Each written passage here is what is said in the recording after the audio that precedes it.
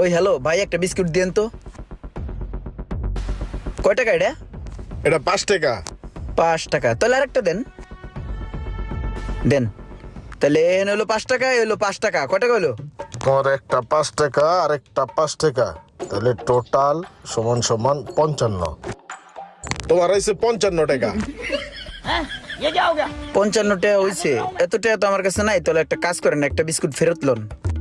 এখন কত হইলো? 55 তে 5 বাদ দিলে সমান সমান 50 টাকা। তোমার তাহলে একটা না নিলে 50 টাকা আইছে।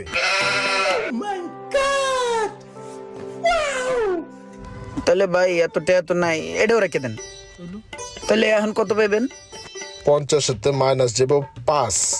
5 টাকা মাইনাস দিলে সমান সমান 45। তোমার হয়েছে 45 টাকা। 45 টাকা দাও। লাভ লস নেই, আমার লাইফটাই লস।